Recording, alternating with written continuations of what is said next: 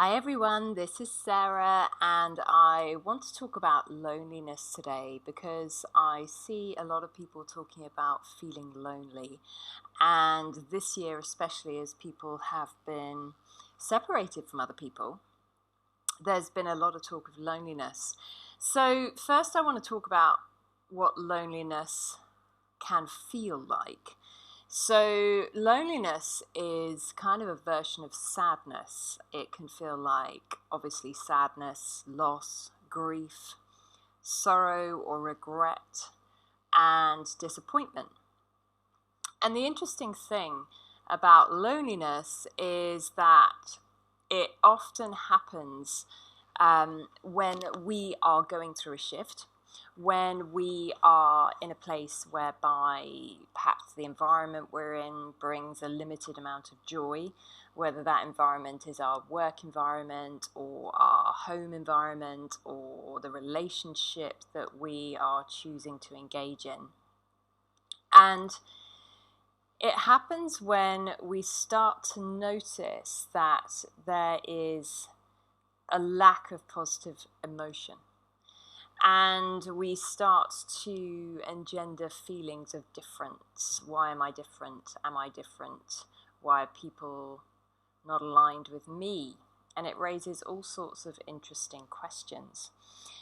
And what is most interesting for me is that separation from self is actually the underlying trigger for feelings of loneliness and sadness and loss and grief. And we have been conditioned to look outside of ourselves, whether we are looking for external distraction or we are looking for connection outside of ourselves. And if you're the kind of person that has difficulty or finds it difficult to spend time with themselves and just be, or just spend time thinking, if you're constantly distracting yourself by doing, or if you feel the need rather than the desire to interact with others, and if you also feel that there's a need for external feedback, then this all works towards separating ourselves from ourselves.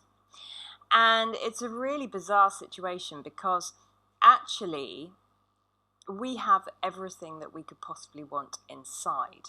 That doesn't mean to say that we are not social creatures. That doesn't mean to say that we shouldn't interact with other people. It's just that the source of our joy really wants to come from inside. And even though we've been conditioned to believe that actually joy comes from interaction with something else, we are always interacting with something else, whether that is our environment. Energetically, we are always in a state of interaction. So how does separation from self really occur? Well, it's really common when we have put our entire focus on other people, whether you are, or whether we are being mothers or carers or partners or employees. Perhaps you have put everything into your child or your children. Perhaps you have been looking after or caring for a loved one. Perhaps you have put all of your focus on making a partner happy, which, by the way, we can't do because we cannot engender happiness in anyone apart from ourselves. Or maybe you have thrown everything into your job and perhaps it's been a great success and perhaps you've had fantastic feedback, and then perhaps your work situation changes and suddenly all that external feedback, which was effectively fueling you, has stopped. And we can find ourselves feeling separated or lonely or not part of a group. And it's very, very interesting when we live in a tribal environment, and let's talk about tribal in the sense of family or group of friends or school or university or workplace or society or country, however you want to view it.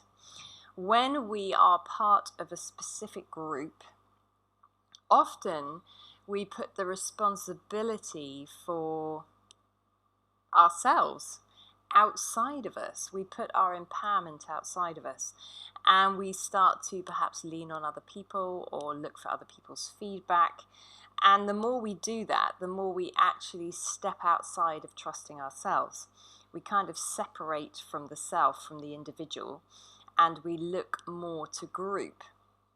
Now, anyone, I'm sure, listening to this may have at some point or another been in a romantic partnership which felt unequal, or perhaps you felt like you lost yourself in that partnership.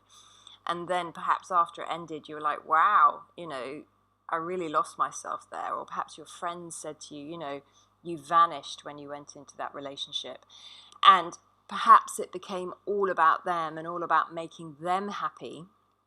And as a result, you put your needs on the back burner.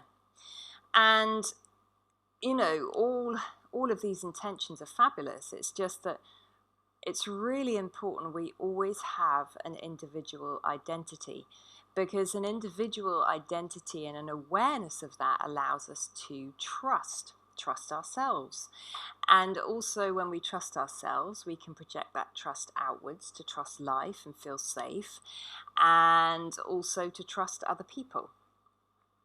But what happens when we put all of our focus on something else or someone else is that we forget that we're a person in our own right.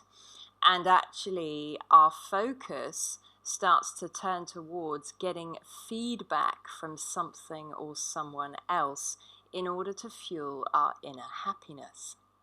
Now, generally, this kind of approach, as you've probably noticed, only works for a short period of time, and that period may be weeks or months, or it could even be years. The point is, at some point, we go, oh, hang on a minute, what about me? And the what about me thing is really common. It's prevalent within these group or tribal environments because we have expectations.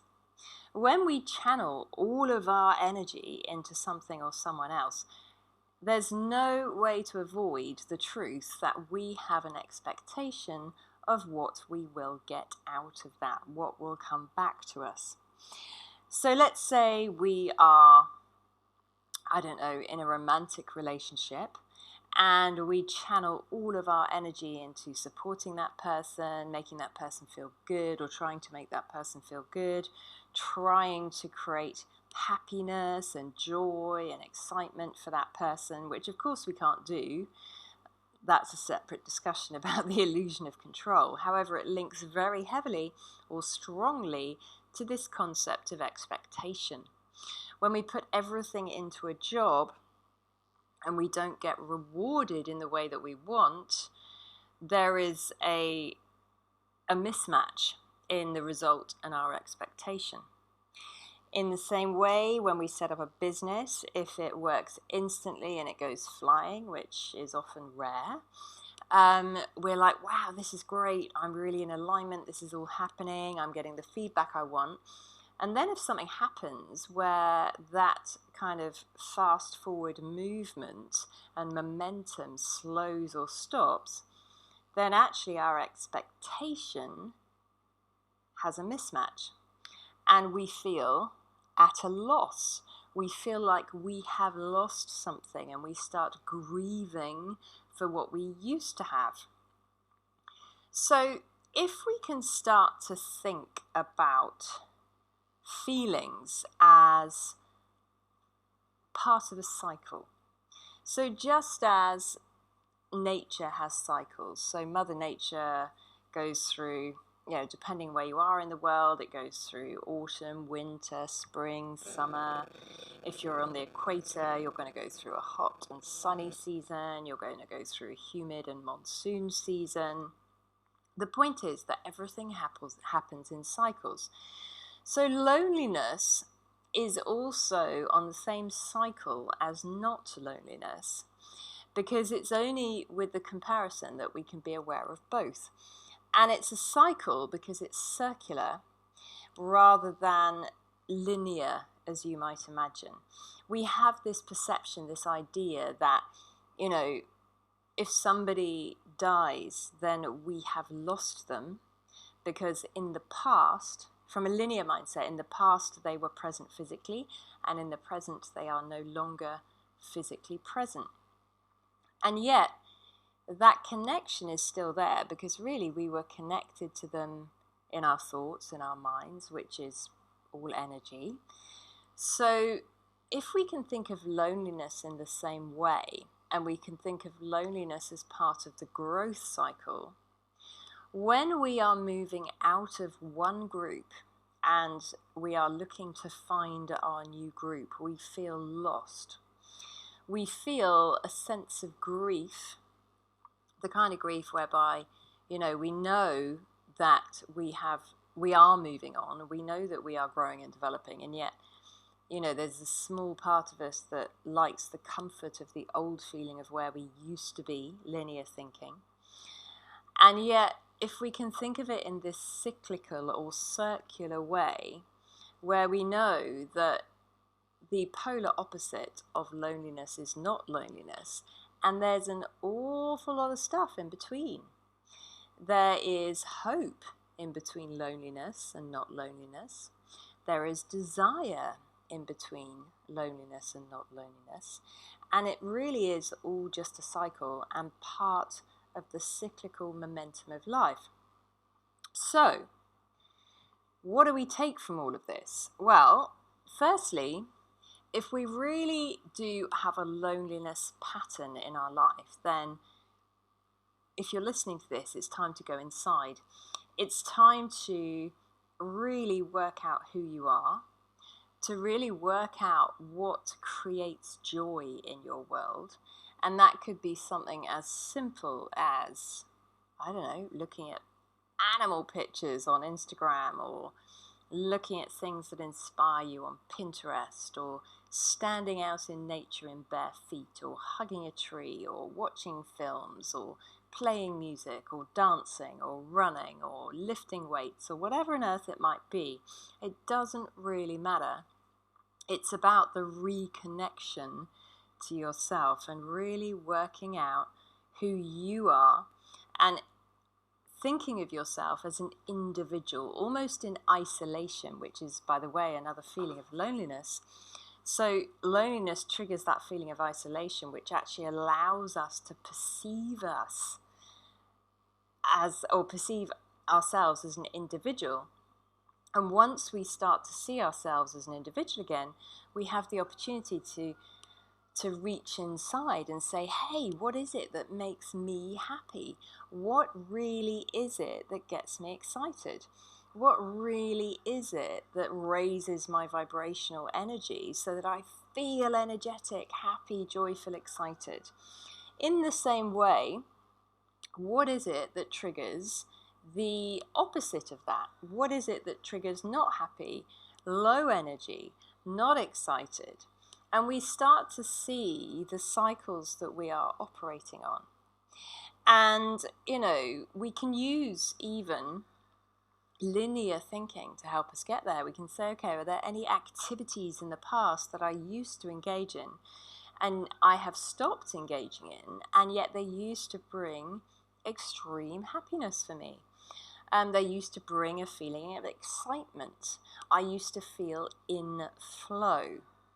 And if there are, then you can try them on in the present and say, okay, do they still engender the same high energy feelings for me? And if they do I want to engage with that activity again? And really, it's just part of the cycle of discovery. And the more we embrace loneliness and that idea of isolation and that idea of individuality, the more we can actually connect to ourselves and identify, who am I? Who am I? If I were floating in a giant bubble in space where I had all the oxygen, food, and other resources I could possibly need, who am I, and what do I want in my experience? And obviously, the more we connect, the more we are flowing with the cycle. And it brings us towards through mini satisfactions of what you might call miniature achievements of connection, we find ourselves flowing in this cycle with hope and optimism and, ooh, couldn't that be exciting? And you can see happiness in front of you on this circle as you are in flow. So, go inside when you experience loneliness. Allow the feelings of isolation. Everything operates in cycles. We cannot have not loneliness without the presence of loneliness, because it's the cycle that takes us into individuality awareness. And in individuality awareness, we actually connect to who we are in that moment. And when we trust and know who we are in the moment, that allows us to vibrate in alignment with our next group.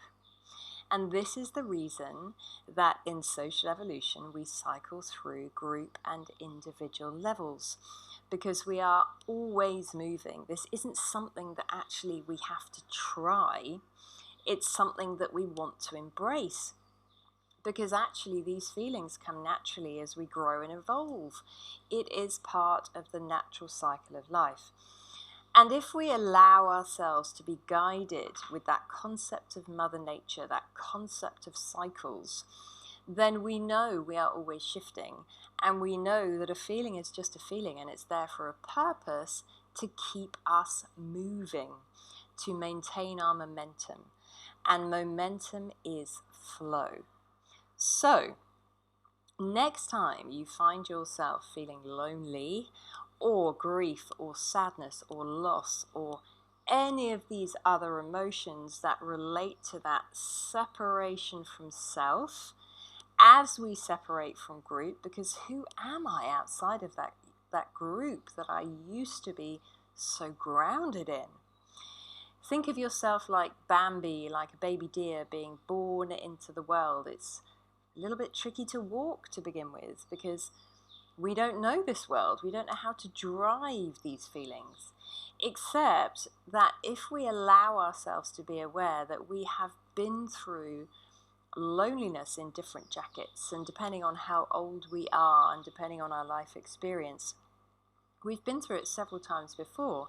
And all it is the awareness of individuality and how we relate to groups. So trust in this. When you have a feeling of loneliness, you are in momentum. While you are in momentum, you are in flow. As you follow the process of going inside and really learning to trust who you are and what you want in your life experience, the more you build that certainty and trust about that, the faster you are evolving into your next group of connections, the people that you feel aligned with, and this flow is always moving. So be at ease, embrace your feelings, and I wish you lots of love and light on your journey, and joy and happiness, because sadness, loss, grief, sorrow, regret, loneliness are all part of the polar opposite of that, which undoubtedly includes feelings such as joy, happiness, connection, celebration, togetherness. So embrace it and go with the flow.